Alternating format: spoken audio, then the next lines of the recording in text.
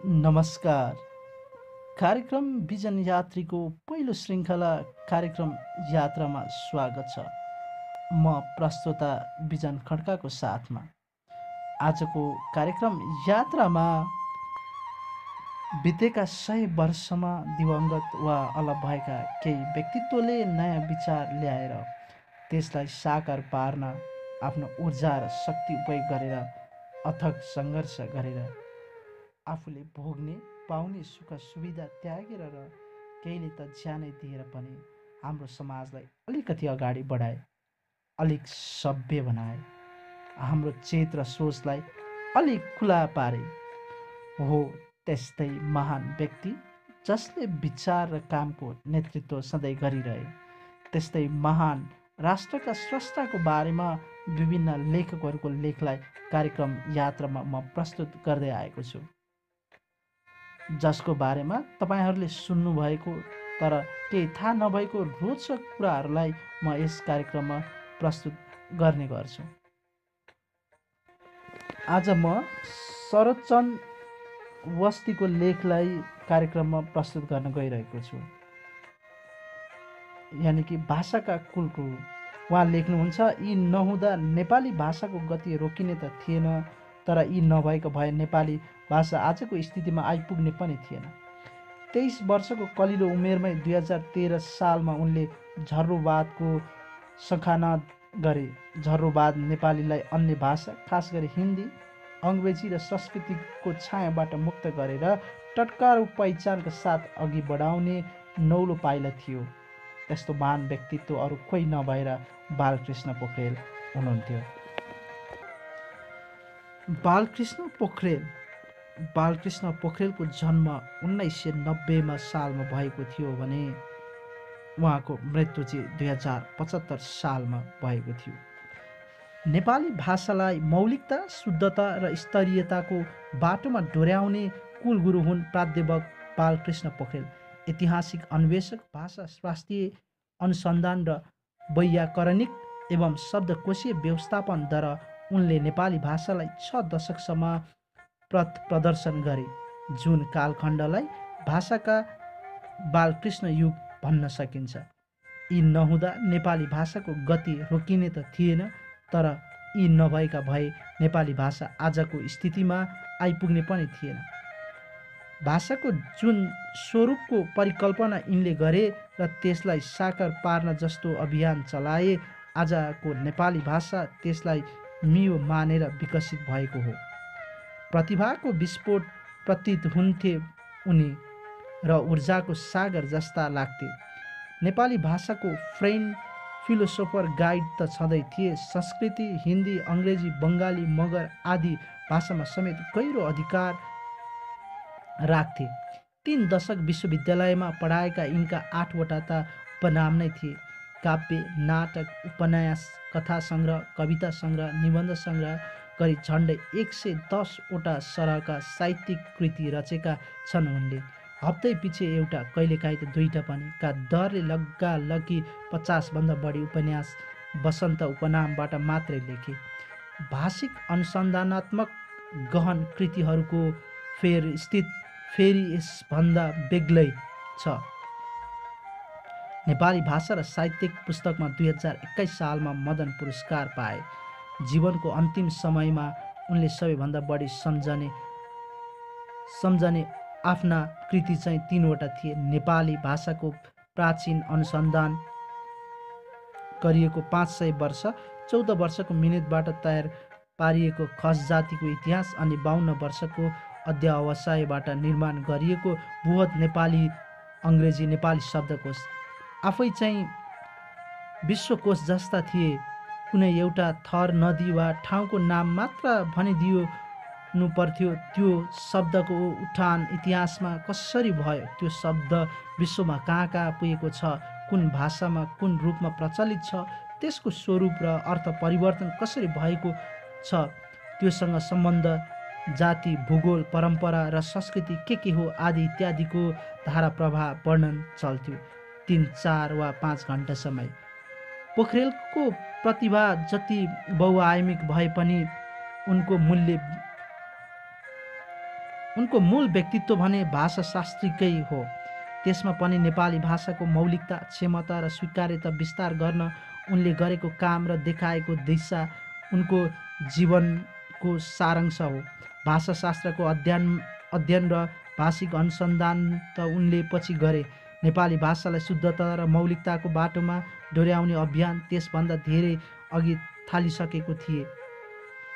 तीव्र भाषिक चेतना उनले सायद जन्मजात रूपमै आफूसँग लिएर आएका थिए। पछिका अध्ययन अनुसन्धानले त त्यसमा उकेर हाल्न काम मात्र गरेका हुन्। विद्वता, व्यक्तित्व र भाषाबोधको अतल स्पर्शित कस्तो भन्ने उनीसँग राय बुझाउन ह्याउ कसैको भएन। होस् पनि कसरी, ज्ञान र गहिराईको टप 10 मा उनी जहाँ थिए त्यसपछिका 7 स्थान त रिक्त नै थिए। भाषामा काम गर्ने सबैजसो उनकै चेला वा नाति चेला थिए। सबैका गुरु र पथ प्रदर्शक उनी नै थिए। सगरमाथाको सामु थुम्का थुम्कीको के गन्ती, तर आफ्नो गल्ती कमजोरी थाहा पाएपछि आफै सच्चिन प्रयासित गर्ने र सही बाटो पक्रन पनि पटक्कै सङ्कोच गरेनन्, जसले उनलाई अतुलनीय बनाएकै छन्। नेपाली भाषाको भविष्यको लागि समेत उत्तिकै सान्दर्भिक र केन्द्रस्तरीय बनाइएको छ। उत्तिकै सान्दर्भिक र केन्द्रस्थानीय बनाइएको छ। 23 वर्षको कलिलो उमेरमै 2013 सालमा उनले झर्रोबादको शङ्खनाद गरे। अरू भाषाका शब्द र वाक्य गठन शैलीमा जथाभावी पैठारीले नेपाली भाषाको पहिचान र धमिलिँदै गएको त्यस समयमा झर्रोबाद नेपालीलाई अन्य भाषा, खास गरी हिन्दी, अङ्ग्रेजी र संस्कृतिको छायाबाट मुक्त गरेर टटका र पहिचानको साथ अघि बढाउने नौलो पाइला थियो। झर्रोबादको तर्क, उपप्रति र ढाँचा काचा अलि चर्कै खालको थिए र केही त अतिवादी पनि लाग्थे। तर यसको आलोकमा नेपाली भाषा सङ्लिँदै गयो। विशेषतः हिज्जे सम्बन्धी यसका अग्रलाई स्थापित गराउन पोखरेलकै अगुवाईमा विभिन्न प्रयास भए र 2040 सालको नेपाली बुहौत शब्दकोश नेबुसमा तिनले स्थान पनि पाए। नेबुस उनकै निर्देशन र सक्रियतामा तयार भएको थियो। सम्पादकीय टोली उनकै प्रभामण्डल अन्तर्गत भयो। निकै मेहनत गरेर तयार पारिएको त्यस शब्दकोशलाई प्रयोगकर्ताले मान्यता त दिए, तर त्यसमा समावेश गरिएका झर्रोवाद उग्रतालाई स्वीकार गरेनन्।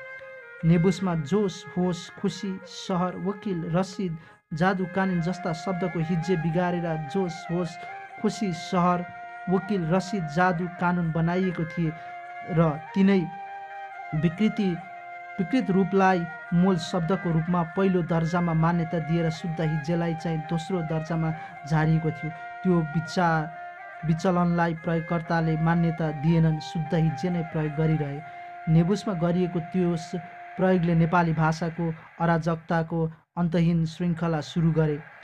त्यसले भाषाको परम्परागत हिज्जेलाई कसैको निर्णय वा आदेशबाट एकमुष्ट बदल्न पाइन्छ भन्ने दुनियाँको कुनै पनि जीवन्त भाषा कल्पना समेत गर्न नसकिने अनेक थरी नजिर स्थापित गरियो।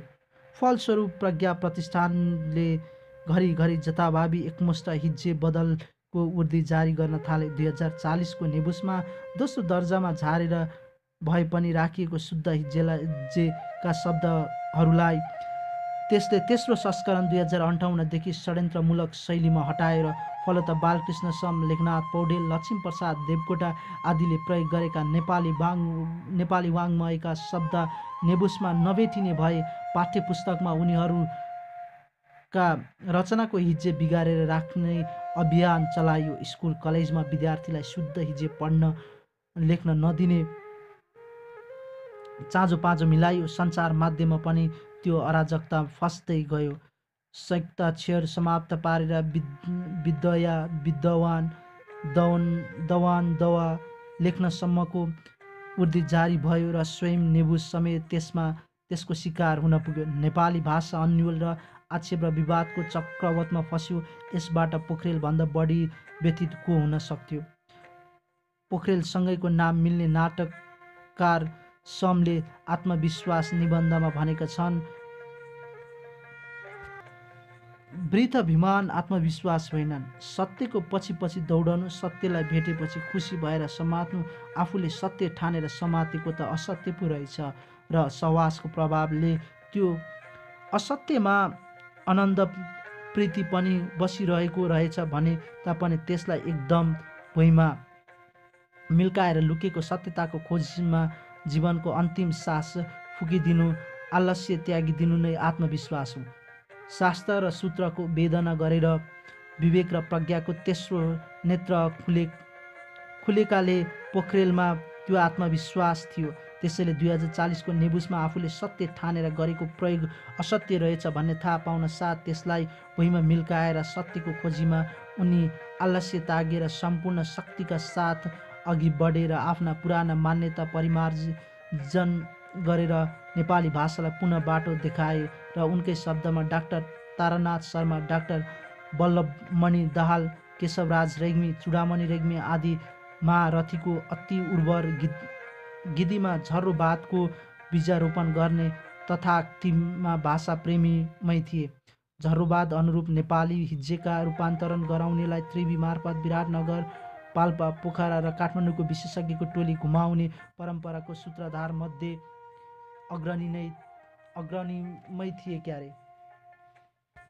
त्यसैले यस कोष नेबुस 2040मा मैले मेरै प्यारो झर्रोवादको अनुकूलन क्रान्ति ल्याउला भन्ने आशा मेरो क्रान्तिकारी चेलाहरूको थियो। तर मलाई एकान्तमा बोलाएर यसतर्फ लगेर 90 सालको भुइँचालो नल्याउने राय कविवर माधव घिमिरेले दिनुभयो। संक्षेपमा जिरे खोर्सानी झैँ उहाँको सल्लाह थियो, परिवर्तनको नाममा भाँडभैलो प्रज्ञाको धर्म होइन। उहाँलाई नटेरी मैले उक्त कोषमा 0.5% क्रान्ति चाहिँ लागू गरे। आज मलाई अर्थ लाग्दैन, 0.5% कुरा पुरै जाओस्। यदि क्रान्ति हो भने हामीलाई 0.25% पनि चाहिँदैन। हिज्जेलाई खास याममा परेवा अथवा चिल्ले झैँ प्वाख झार्न आवश्यकता पनि पर्दैन। बल्ल मैले बुझेँ। माधव घिमिरेले शब्दकोशमा 90 सालको भुइँचालो नल्याउने सल्लाह सुटुक्क मेरो कानमा नदिनु भएको भए आज 2067तिर मचिएको भाँडभैलो 2040मै मचिने थियो। 2040को मदर 7% निर्देशित र 15% घोडाधस शैलीमा सम्पादित नेपाली ब्रोध शब्दकोशको यो पापको निकुशले 2069 मार्फत मैले प्रायश्चित गरेको छु। आफ्नै 0.5% क्रान्ति वा कारण नेपाली भाषामा मचिएको भाँडभैलो समाप्त पनि जीवनको 8औं दशक पुरा हुन लाग्दा पोखरेलले गरेका परिश्रम लतरो थिएन। उनले मुकुन्द शरण उपाध्याय, डाक्टर तारानाथ शर्मा, कृष्ण प्रसाद पराजुली, डाक्टर कुमार बहादुर जोशी, कमल दीक्षित, जगदीश घिमिरे प्रभृति दिग्गज भाषाविद, साहित्यकार, पत्रकारहरूलाई संयोजित गरेर नेकुसले 2069को व्यवस्था गरेको हुन्। यहाँनिर बिर्सन नहुने कुरा के हो भने समकालीन नेपाली भाषाका व्याकरण 2 केन्द्रित गुरुकुल छन्। एउटा बालकृष्ण पोखरेलले, अर्को मुकुन्द शरण उपाध्यायको। आफ्नो धार छोडेर मुकुन्द शरणको धार नजिक गए जस्तो देखिए भने पोखरेल त्यसबाट डराएनन् भने नेपाली भाषीहरू बीच फुट ल्याउन खोजिएको भेउ पाएर हामी एक ठाउँमा आएका हौँ। यही भाव मुकुन्द शरण लगायत अरू सबै भाषा महारथीहरूमा पनि थियो। त्यसपछि पनि उनी चुप लागेनन्। हिज्जे बिगारेर शब्दलाई विरूप बनाउनेको झर्रोवादको उग्रता अब असान्दर्भिक भइसकेको छ भन्दै त्यो बाटो परित्याग गर्न सबैलाई सम्झाइरहे। समका शब्दमा भन्दा जीवनका अन्तिम सास फुकिदिए। उसबेला यानि कि 2013 सालमा भाषिक युद्धकाल थियो। त्यसैले उग्रताको नीति लिएको थियो। उहिले त्यसको आवश्यकता छैन। भाषा त सुटुक्कै फेरिने कुरा हो। 100औं वर्षमा केही कुरा फेरिन्छ भने त्यसलाई स्वाभाविक रूपमा हेरिनुपर्छ। तर जानी सिपालु भएर म भाषा परिमार्जित गर्छु, सजिलो बनाउँछु भनेर हुँदैन। अहिले जसरी नयाँ वर्ण विन्यास थप्ने प्रयास भइरहेको छ त्यो देख्दा मलाई त हाँस्न मन लाग्छ। व्याकरण र वर्ण विन्यास वर्णविन्यास छोटो समयमा परिवर्तन गरिरहने हो भने यसले भाषालाई अस्थिर र अस्पष्ट बनाउने छ। यो परिवर्तन हुन पहिले जनजीवनमा परिवर्तनलाई राम्रोसँग भिजिसक्न दिनुपर्छ। नेपाली भाषा परिपक्व र वैज्ञानिक छ। यसमा नियम र परिवर्तन थोपरिनु हुँदैन। सच्चा भाषाशास्त्री र व्याकरणकारले कहिल्यै आफूलाई भाषाभन्दा माथि ठान्दैनन्, भाषाका शासक ठान्दैनन्। लोकले स्वीकारेका तर आफ्नो व्याकरणले व्युत्पत्ति दिन नसक्ने शब्दहरूलाई पनि अशुद्ध घोषित गर्दैनथे। निपात आदिको विद्वानद्वारा भाषा सामु गुहा गर्थे। फरक मत राख्ने वैयाकरणहरूको मतलाई सम्मान दिन्थे। पोखरेलका प्रवृत्ति पनि त्यस्तै थियो। उनले पनि त्यसै गरे।